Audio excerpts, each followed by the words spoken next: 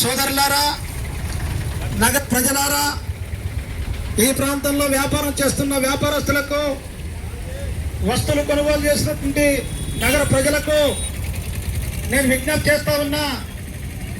ఈరోజు CPM party చేసే ఆందోళన సిపిఎం పార్టీ కార్యకర్తల కోసమో వాళ్ళ కుటుంబాల కోసం కాదనే విషయాన్ని ముందు గమనించాలని చెప్పి నేను విజ్ఞప్తి చేస్తా ఉన్నా. కేంద్ర ప్రభుత్వం పెంచినటువంటి గ్యాస్ ధరలు ఈరోజు అన్ని పత్రికల్లో, టీవీల్లో వచ్చిన విషయాన్ని మీరు గమనించుంటారు. అయితే అందరిలో మామూలుగా ప్రభుత్వం పెంచుతూనే ఉంటుందిలే, మోయక తప్పదని చెప్పేసి సర్దుకుని పోయేటి కుటుంబాలు భారతదేశంలో చాలా ఎక్కువ ఉన్నాయి. గతంలో సిలిండర్ పైన 10 రూపాయలు పెంచితే రోడ్ల మీద వచ్చే ప్రజలు ఈరోజు సర్దుకుపోయే మనస్తత్వం ఎప్పుడైతే వచ్చిందో, ఈరోజు పాలకులకు పెంచడం అనేది ఒక ఆయుధంగా ఈరోజు ఉపయోగించుకునే పరిస్థితి ఉంది అనే విషయాన్ని ప్రజలు గమనించాలని చెప్పి సిపిఎం పార్టీగా విజ్ఞప్తి చేస్తా ఉన్నాం. ఎందుకు పెంచావయ్యా అంటే ఈరోజు ప్రజలకు అర్థమయ్యేలాగా, లేకుంటే ప్రజలు నమ్మేలాగా ఈ పెంచడానికి నేను కాదు బాధ్యత, ఎక్కువ తక్కువ అయితే ఇరాన్ పైన నెపం మోసేటువంటి ఈరోజు కేంద్ర ప్రభుత్వం చేస్తున్నట్టు విషయాన్ని గమనించాలని చెప్పి కోరుతా ఉన్నా. ఇరాన్ పైన ఎందుకు నెపం మోపుతుంది? అమెరికా పైన మోపొచ్చు కదా, లేదు ఇజ్రాయిల్ పైన మోపొచ్చు కదా. ఎందుకంటే భారతదేశంలో ఉన్నటి కేంద్ర ప్రభుత్వం అమెరికాకు, ఇజ్రాయిల్కు ఊడిగం చేసే ప్రభుత్వం కాబట్టి ఆ ప్రభుత్వాల పైన, ఆ దేశాల పైన ఒక్క మాట మాట్లాడకుండా యుద్ధానికి కారణం ఇదిగో పలానా ఇరాన్ అని చెప్పే పద్ధతిలో కోస్తా ఉంది. నేను చెప్తా ఉన్నా, యుద్ధంతో నిమిత్తం లేకుండా ఇప్పటికే కేంద్ర ప్రభుత్వం గ్యాస్ పైన దాదాపు 50% ఈరోజు అదనపు భారం వేసినటువంటి సంఘటన మనకు తెలుసు. వాస్తవంగా ధర ఎంత? ఈరోజు 500 రూపాయలకి సిలిండర్ వస్తుంది. మన పక్కన నేపాల్లో కానివ్వండి, చైనాలో కానివ్వండి, పాకిస్తాన్లో కానివ్వండి, భూటాన్లో కానివ్వండి, శ్రీలంకలో కానివ్వండి, ఎక్కడ కూడా 1000-1200 సిలిండర్ లేదు. మరి ఇక్కడ ఎందుకుంది అంటే కేంద్ర ప్రభుత్వం వేసే పన్నులు, ఎక్సైజ్ డ్యూటీలు తమకు ఆదాయం రావడం కోసం, పెద్ద పెద్ద బడా కంపెనీలకు ఆదాయం రావడం కోసం ఈరోజు ఎక్సైజ్ డ్యూటీల పేరుతో, పన్నుల పేరుతో పెంచిన భారమే ఈరోజు 50% ఉంది అనే విషయాన్ని గమనించాలి. అంతర్జాతీయంగా యుద్ధం వల్ల ఈరోజు చమురు ధరలు పెరిగితే నిజంగా ప్రజలపైన చిత్తశుద్ధి ఉన్న ప్రభుత్వం ఏం చేయాలి? తనకొచ్చే ఆదాయాన్ని తగ్గించుకోవాలి. ఏదైతే ఎక్సైజ్ డ్యూటీ ఉందో, ఏదైతే పన్నులు ఉన్నాయో ఆ పన్నులు తగ్గించుకుని ప్రజలకు ఆ రకంగా సిలిండర్ అందించాలి. గతంలో నరేంద్ర మోడీ ఏం చెప్పాడు? ప్రజలారా మీరందరూ కూడా జీరో అకౌంట్ ఓపెన్ చేసుకోండి, ఇంకా మీరు సిలిండరు ఎంత పడుతుందో అంత ధర చెల్లించండి, సబ్సిడీ ఎంతైతే ఉంటుందో ఆ సబ్సిడీ మీ బ్యాంకులో వేస్తా అని చెప్పాడు. నేను ఇక్కడ రోడ్డు మీద తిరిగే ప్రజలకు కానీ, అంగళ్ళలో కూర్చున్న వ్యాపారస్తులు కానీ నేను అడుగుతా ఉన్నా, మీ గ్యాస్ ద్వారా మీ బ్యాంకులో కనీసం 10 పైసలైనా పడిందా? ₹1 నుంచి 100 రూపాయల నుంచి ప్రారంభించిన ఈ ప్రభుత్వం రాజు తగ్గిస్తూ ఈరోజు కేవలం ₹5, ₹10 మాత్రమే ఈరోజు గ్యాస్ పైన సబ్సిడీ ఇస్తుంది. ఎంత? ₹5, ₹10. గతంలో ₹300 సబ్సిడీ ఉన్నట్టుండి, ప్రజలకు సబ్సిడీ ఉన్నట్టుండి ఇది ఈరోజు జీరో చేసేసింది. అంటే ఒక విషయాన్ని డైరెక్ట్ మింగిస్తే అది మింగడానికి ప్రజలు సిద్ధపడరు కాబట్టి దానికి పైపూత పూసి మీకు బ్యాంకులో పడుతున్న సాకు చెప్పి ఈరోజు మొత్తం కూడా ఈరోజు మనకు వచ్చే సిలిండర్ అంతా ₹1 సబ్సిడీ లేకుండా వస్తా ఉంది. అయ్యా మాకు సబ్సిడీ అవసరం లేదు, మేము కోరుతా ఉన్నాం, నువ్వు వేసే పన్నులు తగ్గించుకోవయ్యా, నీకొచ్చే లాభాలు తగ్గించుకో, లేకుంటే బడా పెద్ద కంపెనీలకు ఇచ్చే లాభాలు తగ్గించుకో.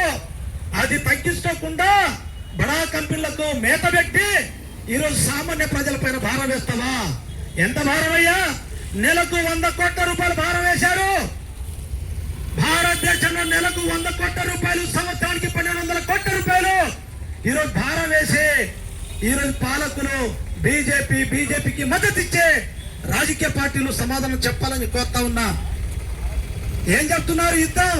యుద్ధానికి కారకులు ఎవరు? ఈ కేంద్ర ప్రభుత్వం సమాధానం చెప్పాలి. ఇప్పటిదాకా నోరు ఇప్పలేదు.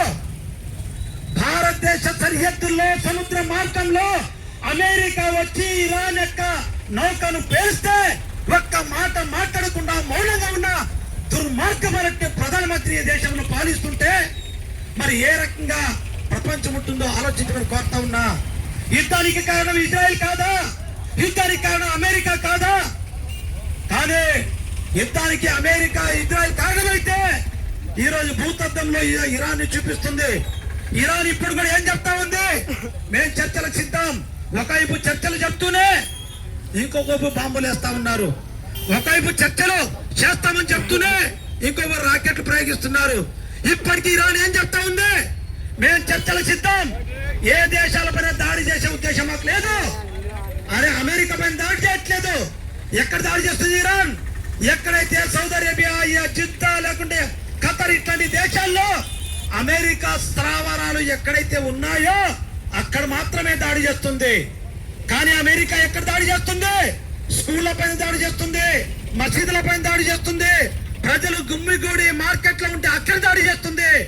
అంటే ప్రజల యొక్క ప్రాణాలని బలి తీసుకోవడానికి ఈరోజు అమెరికా ఇజ్రాయెల్ సిద్ధపడుతుంటే ప్రజల ప్రాణాలు తీసుకోకూడదు. మేము యుద్ధం చేసేది యుద్ధ సైనికులకి, లేకుంటే మా పైన దాడి చేసేది దేశాల పైన అని చెప్పేసి ఇజ్రాయెల్ పైన దాడి చేస్తుంది, అమెరికా స్థావరాల పైన దాడి చేస్తుంది తప్ప ప్రజల పైన లేదు. అందుకోసం ప్రజలను గమనించండి.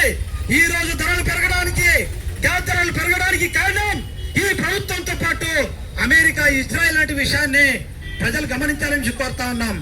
ఈ రోజు ప్రపంచ ప్రజలు ఏం కోరుకుంటున్నారు? శాంతి కోరుకుంటున్నారు. యుద్ధాల వల్ల పేద ప్రజలు నష్టపోతారు. యుద్ధాల వల్ల నష్టపోయేది వ్యాపారస్తులు, నష్టపోయేది సామాన్య ప్రజలు. పెద్ద పెద్ద కంపెనీలు ఎవడు కూడా నష్టపోడు. వాడు సబ్సిడీ ఇవ్వడానికి సిద్ధపడతాడు నష్టపోతే. కానీ అదే సామాన్య పేద ప్రజలకు సబ్సిడీ ఇస్తున్నారంటే ఉన్న సబ్సిడీ తీసేసి సిలిండర్ బయట మార్కెట్ లో ఎంత ధర పడుతుందో ఆ ధరకైనా ఇస్తున్నట్టు. ఆ ధర కూడా కాదు, దానిపైన 50% పన్నేసి 500 రూపాయలకు సిలిండర్ పడితే ఈ రోజు 1100 రూపాయల నుంచి 1200 రూపాయల సిలిండర్ మనకు వేస్తున్నారంటే ఈ డబ్బంతా ఎక్కడ పోతుంది? పన్నులు వేసిన డబ్బంతా కేంద్ర ప్రభుత్వం పోతుంది. మరి కేంద్ర ప్రభుత్వం తరకు వచ్చే ఆదాయం తగ్గిస్తే ఈ 60 రూపాయలు పెంచాల్సిన పని లేదు. కానీ అట్లాంటి చిత్తశుద్ధి కేంద్రంలోని బీజేపీ ప్రభుత్వానికి లేదు. నేను కోరుతా ఉన్నా, బీజేపీ మద్దతు ఇచ్చే రాజకీయ పార్టీలు, అది తెలుగుదేశం కావచ్చు, పవన్ కళ్యాణ్ కావచ్చు, లేదు ఇండైరెక్ట్ గా సపోర్ట్ చేసే జగన్ కావచ్చు, మీరందరూ కూడా సమాధానం చెప్పాలా ప్రజలకు. ఏకంగా బీజేపీ ధరలు వేస్తుంటే మౌనంగా కూర్చున్నారంటే ఈ ధరలు పెంచడానికి, పెరగడానికి మీరు కూడా కారణమేస్తున్నా. జాగ్రత్త అని చెప్పి సిపిఎం పార్టీగా హెచ్చరిస్తా ఉన్నాం. అందుకోసం సిపిఎం పార్టీ కోరుతుంది, యుద్ధాల వల్ల ప్రపంచానికే నష్టం, యుద్ధాల వల్ల సామాన్య ప్రజలు నష్టం. అందుకోసం యుద్ధం తక్షణమే ఆపాలి. యుద్ధం తక్షణమే ఆపి అంతర్జాతీయ సమాజం, ఐక్యరాజ్య సమితి ఏదైతే చెప్తుందో ఆ నిబంధనకు అన్ని దేశాలు కట్టుబడి ఉండాలి. ఇరాన్ ఏం చెప్తుంది? ఐక్యరాజ్య సమితి ఏదైతే చెప్తుందో నేను కట్టుబడి ఉన్నా, కానీ 2 దేశాలు నేను మౌనంగా ఉంటే నా పైన దాడి చేస్తున్నాయి, అందుకోసం నేను ప్రతి దాడి చేస్తున్నాను అని ఇరాన్ చెప్తా ఉంటే, ఐక్యరాజ్య సమితి నుండి 140 దేశాలు ఈ యుద్ధాన్ని వ్యతిరేకిస్తుంటే భారతదేశం మాత్రం మౌనంగా వహిస్తుంది. ఒక్క మాట మాట్లాడట్లేదు. రేపు భారతదేశం పైన కూడా పాకిస్తాన్, ఇజ్రాయిల్, అమెరికా దాడి చేస్తే భారతదేశానికి రక్షించేవాడు ఎవరు? ఆలోచించమని కోరుతా ఉన్నా. నిజమైన నీ మిత్రుడు ఇరాన్ దేశం. ఇరాన్ ఏం చేసింది గతంలో? నీ దేశానికి రూపాయికి డాలర్లో కాకుండా రూపాయలు నీకు గ్యాస్ సప్లై చేసింది, పెట్రోల్ సప్లై చేసింది. నీకు మిత్రుడు, నీ మిత్రుడు బట్టి ఇరాన్ ని కేవలం ఇజ్రాయిల్ తో, అమెరికాతో లాలుచి పడి ఇరాన్ ని దూరం చేసుకుని ఇరాన్ ప్రజల పైన దాడి చేస్తుంటే ఒక్క మాట మాట్లాడకుండా ప్రపంచ దేశాలని ఖండిస్తే, నేనే విశ్వగురు చెప్పుకున్నటువంటి ఈ నరేంద్ర మోడీ ఒక్క మాట మాట్లాడలేదంటే విశ్వగురువా, విశ్వరహితమైన గురువా? ఆలోచించమని మేము కోరుతా ఉన్నాం. అందుకోసం ప్రజలారా, మేము సిపిఎం పార్టీకి విజ్ఞప్తి చేస్తా ఉన్నాం. మీరు ప్రత్యేకంగా పోరాటాల్లో పాల్గొనవలసిన పనిలే. మీ చేతిలోనే ఆయుధం ఉంది, మీ చేతిలో సెల్ ఉంది. మీ సెల్ ద్వారా ఈ ఏదైతే ఈ ధరలు పెంచారో ధరలు తగ్గించండి. ఒక్క మెసేజ్ పెట్టండి కేంద్ర ప్రభుత్వానికి, ఒక్క మెసేజ్ పెట్టండి మీడియా గ్రూప్ లో, ఒక్క మెసేజ్ పెట్టండి మీకున్నటువంటి ప్రజలందరికీ.